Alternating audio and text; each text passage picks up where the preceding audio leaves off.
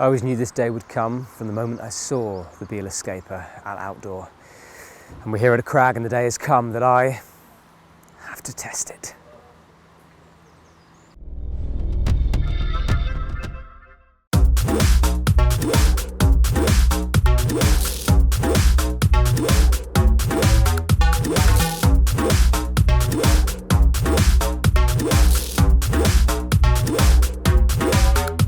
So I've climbed up to this little ledge here at the Servos Crag in Chamonix, and I'm going to explain to you what the Beal Escaper is, why you use it and how you use it. So basically, it is a retrievable abseil release system thing.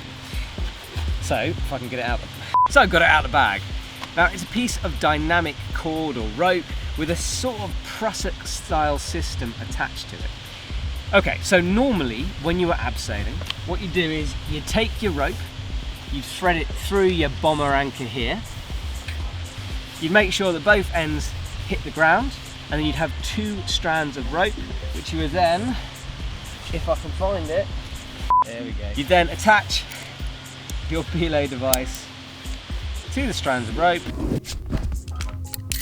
tie a prusik on it, and then abseil down. Now the joy of this is when you get to the bottom of your abseil, you then pull one strand of the rope, feeds its way back through your anchor, and you get your rope back. The disadvantages of this is you halve the length of your rope. So if you've got a 60-meter rope, that rope actually becomes 30 meters. So you've got 30 meters of abseil to do. What would be cool is if you could use the full length of the rope, so the full, let's say, 60 meters of the rope, do a really long abseil and still have a way of retrieving that rope. And this is where the Beal Escaper comes in. So with the Beal Escaper, I can rig it onto my anchor, attach the rope to it, and then abseil down. So I'll show you how this works now. So you get your strand of rope, you simply feed it through your anchor, and there are these handy arrows on the device itself, and all you do is follow the handy arrows with the end of the rope and thread it through this system a lot like you'd thread a prusik. This is a little bit fiddly, and the first time I did it obviously takes a little bit longer because you're not used to it, but it quickly becomes really easy. Just thread it through, in and out, weaving it all the way down through that prusik, through the final arrowed holes. So that's the basic setup. You then just slide it up the system a bit, so this little black line is below the rope, and that's your system rigged. So as you can see, it didn't take very long, like a couple of minutes. You then take your rope, you can either tie it directly onto here or just attach it with a carabiner, and that's what I'm going to do. So I put figure of 8 on the bite of the rope, like so, stick a little safety knot in,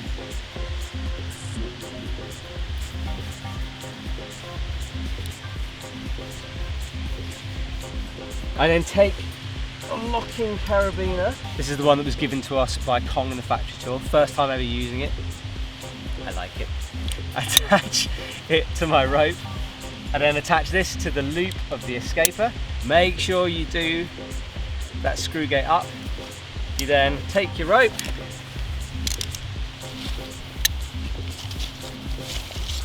and you throw it off the cliff, remembering to shout below, rope! So I've rigged this rope, it's all set up ready to go. I put a prusik on the bottom of it for safety, and I'm not going to go through the whole prusik thing in this video because it is a whole separate video, but there is one on there. I'm then going to attach my ATC to the rope, similar to like I did before, but there's only going to be 1 strand of rope now, not 2.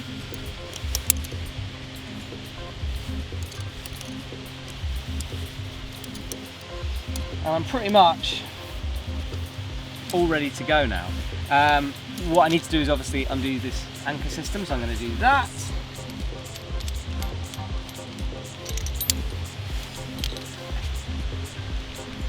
Step down a little bit, and I'm ready to go. Now I am a little bit nervous about this. I think my opinion is the opinion of a lot of climbers, which is abseiling tends to be one of the most, psychologically anyway, scary parts of climbing. It's sort of trusting something you're hanging off a cliff and you want that thing you're trusting to be as safe as possible. And there's something about that Beal Escaper that feels a bit scary because I know it's designed to unravel. And this is an important point because what I would really not recommend you doing is buying one, going up a cliff, and then using it in anger for the first time when your life matters. I've practiced this. I've been in a garage, we've rigged it up, I know how it works, and I'm still nervous. So if you buy one, make sure you practice. That's enough talking. I'm gonna abseil down, I'm gonna pull it, I'm gonna retrieve my system, and it's all gonna be gravy maybe, hopefully. See you in a bit.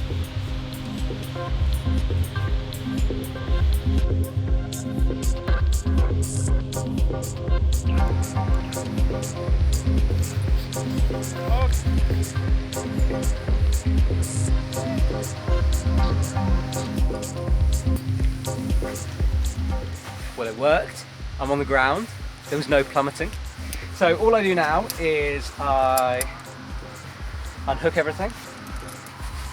I then want to retrieve my rope, and all I do is I unweight it, so it's unweighted, and I simply tug on it. Now, Beal were telling me that this whole unweighting thing, apparently you only need 10 kilograms of weight to go through that system to stop that process of it unraveling. So I'll explain this in a minute, but basically it only really needs about that much pressure to stop it unraveling. So to unweight it, you've got to fully let go and then just pull down.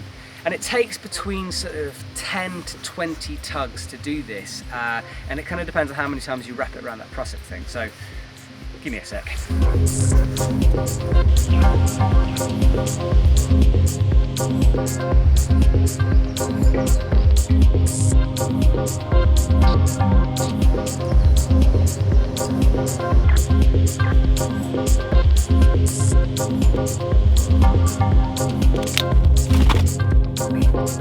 It works. So I survived my first real life Beal Escaper experience, and it worked really well. The rope came back down to earth, so its sort of function is doing well. Here's my thoughts on it. If you put aside the fact that it is a bit nervy because it just feels weird to be abseiling on something that releases, if you put that aside because it does work, it's been tested, it's fine, then there's no reason why this bit of kit isn't simply brilliant. Because so I've been in a situation where I've been abseiling on 2 ropes, one of my ropes has been jammed and I've had to cut it, so I've only really had 1 rope.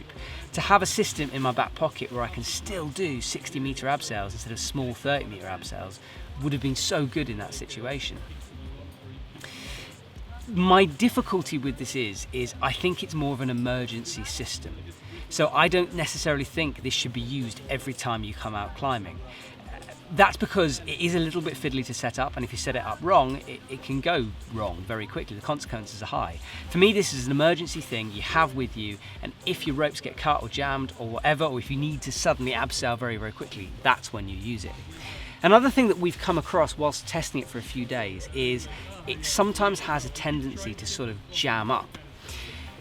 And I'm not entirely sure why that is. It's set up the same way, it's all good, and then you'll be tugging it and it will either just take forever to pull through or will look like it's jammed up.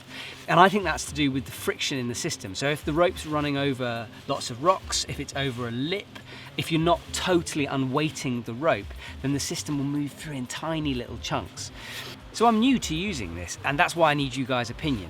Has it ever gone a bit wrong for you? Does it jam up a little bit sometimes when you're tugging forever and nothing's happening? Do let me know, because obviously this will be long-term tested through us and we'll let you know, but let us know your opinions below. So in conclusion, I do trust it and I would use it.